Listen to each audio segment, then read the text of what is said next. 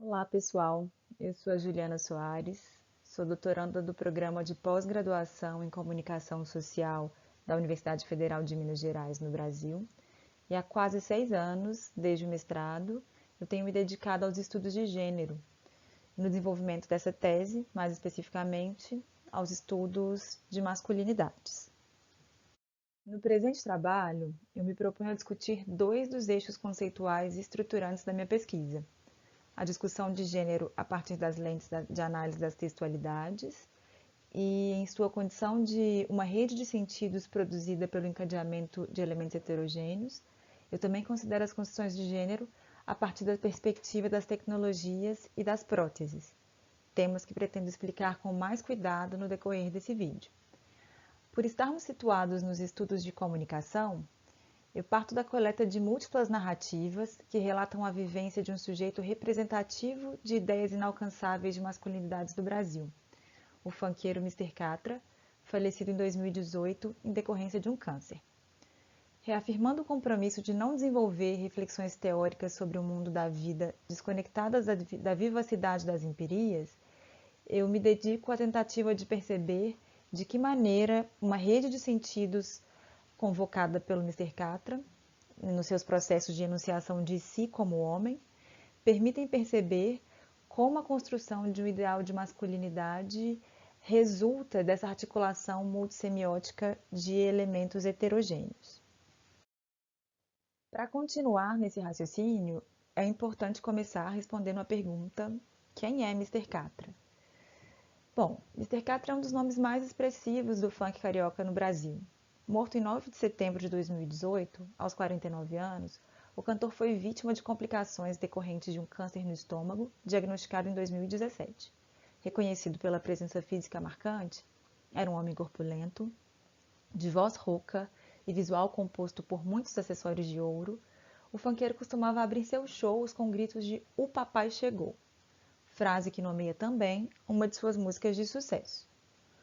A proposição de si como aquilo que nomeia de papai parte de alguns elementos recorrentes: a potência financeira, o sucesso com as mulheres e a atitude destemida. Não só em suas músicas, mas na narrativa verbal e não verbal da sua vida, Catra parecia encarnar um ideal de virilidade que ultrapassava os limites do real. No âmbito pessoal, declarava viver com 3 esposas oficiais, com as quais teve a maior parte dos seus 32 filhos. Desde as letras de suas músicas, do timbre da voz, as declarações sobre a sua vida afetiva e sexual e as escolhas de figurino que utilizava, Catra convocava um projeto de virilidade como valor que sustentava sua emergência como homem nas trocas sociais. E é da constituição de si como referencial de masculinidade, a partir de recursos culturais e simbólicos, que nos interessa tratar aqui. O funk é um estilo musical que surge no Brasil na segunda metade da década de 60 e desde então tem passado por diversas modificações. O estilo surge a partir de ritmos como o jazz e o soul, incorporando a partir da década de 80 elementos do rap, do hip hop e da house music.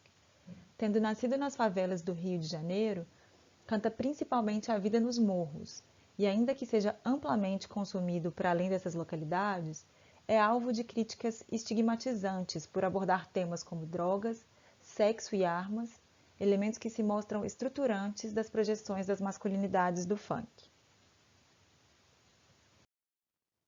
Então, a partir da descrição de quem é Mr. Catra, mesmo que realizada de forma muito breve, e de alguns elementos da sua trajetória de vida, a gente assume esse projeto de virilidade do cantor como valor e como um valor que serve como base de sua emergência como homem nos intercâmbios sociais que promove. E aí, para seguir para as próximas etapas, a gente planejou o percurso teórico realizado em 2 momentos. O próximo consiste na discussão sobre textualidades, que vai dizer da expansão do entendimento de texto para além do verbal. E em seguida, a gente chega no gênero como tecnologia, que convoca próteses diversas como elementos semânticos que só podem ser assumidos como tais a partir dos contextos culturais convocados e de valores e comportamentos sociais partilhados que mobilizam determinados processos de significação.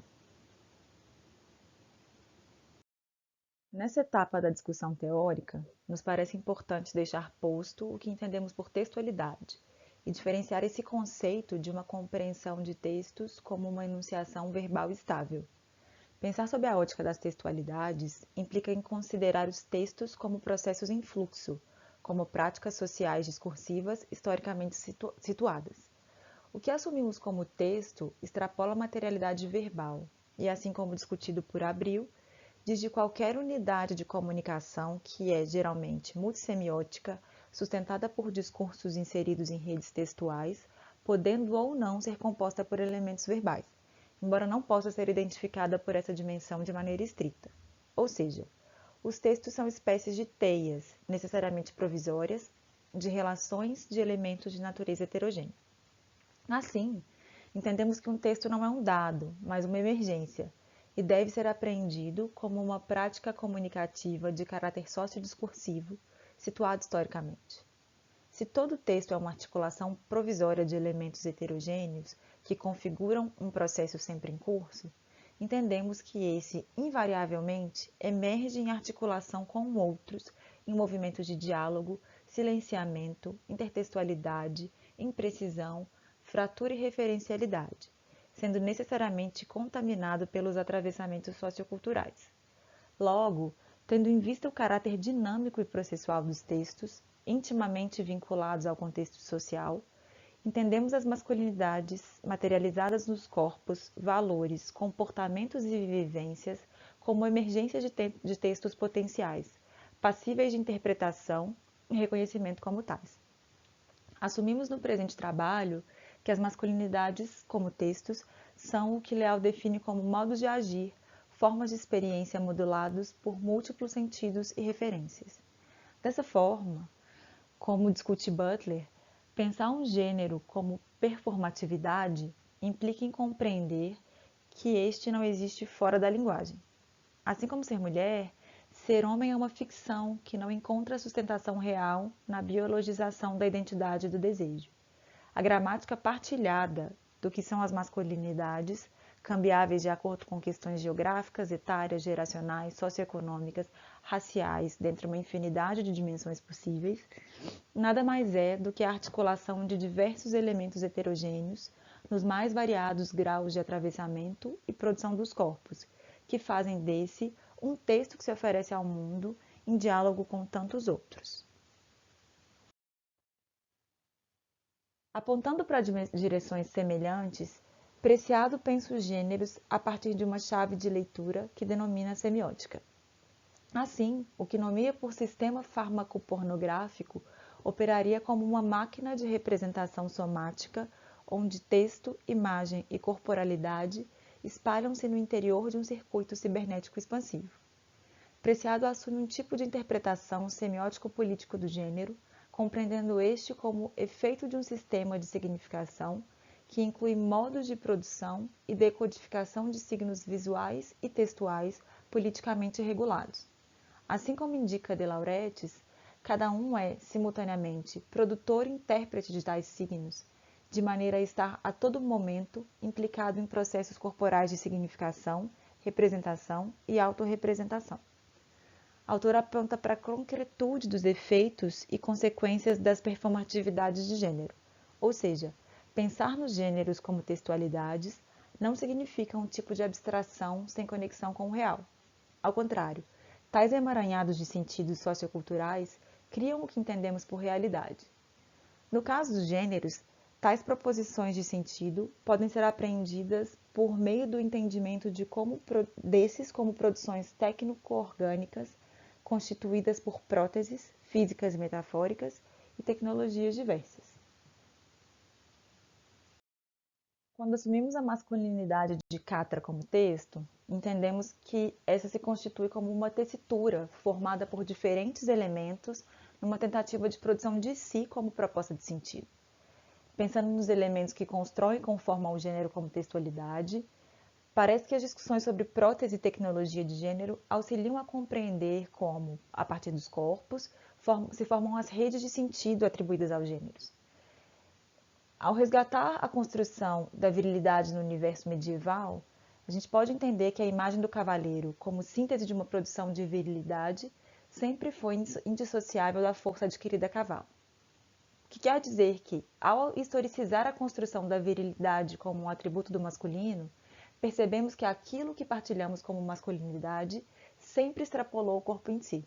Ou seja, historicamente, as relações protéticas, em seu sentido físico ou metafórico, são constitutivas do que as sociedades ocidentais compreendem por masculinidades. Para melhor compreensão do que propomos, convocamos Preciado, para quem a contemporaneidade se caracteriza pelos processos culturais, políticos e tecnológicos que atribuem ou fazem possível que o corpo assuma esse status de natural. Logo, o que compreendemos por sexo, longe de condição natural, trata do resultado de processos de sex design, ou seja, aquilo que nomeia de biocapitalismo farmacopornográfico produz ideias, corporeidades, símbolos, desejos, reações químicas e condições emocionais que inventam um modelo de sujeito e condicionam sua reprodução em escala. Por isso, Preciado se opõe ao entendimento da vida como dado biológico, já que não existiria vida fora das redes de produção e cultura que pertencem à tecnociência. Logo, o corpo é apreendido como o que Haraway nomeia de entidade tecnoviva multiconectada que incorpora tecnologias, nem organismo nem máquina, mas sistema fluido, disperso, rede técnico-orgânica textual mítica. Partindo do entendimento das corporeidades generificadas como interfaces tecno-orgânicas, nos parece produtivo convocar o conceito de prótese, marcando também a possibilidade de seu sentido metafórico. Por isso, extrapolamos seu sentido imediato de algo que modifica o corpo organicamente para pensar nas mais diversos artefatos e tecnologias que são mais ou menos acopláveis ao corpo, mas que são acionados na tentativa de propor certo projeto de sentido, a partir de uma gramática cultural heteronormativa, socialmente partilhada, que tenta determinar os elementos efetivos nesses textos.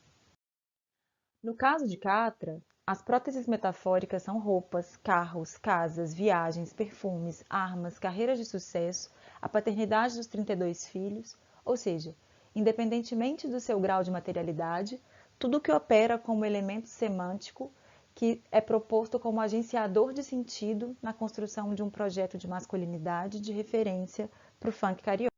As próteses são, por natureza, um retrato das contradições que constituem o que partilhamos por identidade de gênero.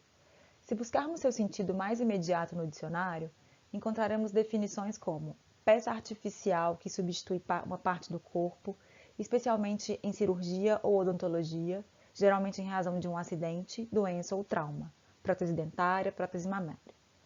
Outra definição encontrada é mecanismo que, juntamente com o órgão, aumenta ou melhora sua função. Ainda que assumamos uma noção ampliada de próteses, presumimos a noção de interferência, mais ou menos orgânica, que altera a materialidade do sujeito como um corpo no mundo. A prótese não precisa modificar o corpo, mas substitui ou potencializa aquilo que é entendido como falta ou fragilidade encarnada. O que propomos aqui é que as projeções de gênero, invariavelmente, jogam com as faltas e fragilidades, e é isso que faz com que cada homem, assim como cada mulher, renove cotidianamente seu compromisso com a gramática heteronormativa em busca de alcançar um padrão inalcançável. Refletindo sobre o papel das mulheres na constituição de Catra como texto, muito mais que parceiras sexuais e afetivas, essas aparecem como próteses eficientes de sentido de potência masculina. Catra declarava ter 3 esposas oficiais e dizia se relacionar com outras mulheres esporadicamente. Também como signos de poder, andava coberto de acessórios de ouro e exibia orgulhoso maços grossos de dinheiro em qualquer ocasião. Nesse caso, as mulheres, assim como o dinheiro, operam como próteses que indicam uma dimensão simbólica característica. Ao invés de fim, se constituem como meio na produção do cantor como viril. Quer dizer, o dinheiro não pode ser compreendido como aquilo que apenas viabiliza outros objetivos materiais e experienciais. Assim como se relacionar com as mulheres também não é um objetivo fim. Ambos se constituem como signos de poder de uma masculinidade bem executada, ocupando função mediadora de um processo simbólico que sustenta um modelo de masculino. Na condição de signos, Esses elementos são eficientes à medida em que são vistos pelos outros e operam no processo de extrair desses um nível especial de atenção. Logo, diferentes tecnologias e próteses se mostram mais ou menos eficientes na produção de sentidos de masculinidades que alcançam distintos valores culturais e sociais quando postos em jogos no coletivo. No caso das masculinidades texto do funk, Mizrahi indica a existência de uma associação poder financeiro, poder sexual e poder bélico à constituição de si como homens sociais. Entendemos que, na condição de prótese, tais elementos, como signos de habilidades adquiridas, são assumidos como poder encarnado, não sendo facilmente distinguíveis do que é corpo e o que não é. As próteses têm a potência simbólica de indicar capacidades internas dos homens, ou seja, de fazer visível como signo propostas de sentido que não são diretamente acessíveis, uma vez que constituem como lugares de mediação que apontam para determinados projetos de masculinidades. Gente, eu aproveito para agradecer a atenção de todo mundo e a oportunidade de compartilhar com vocês uma parte desse trabalho que eu tenho desenvolvido.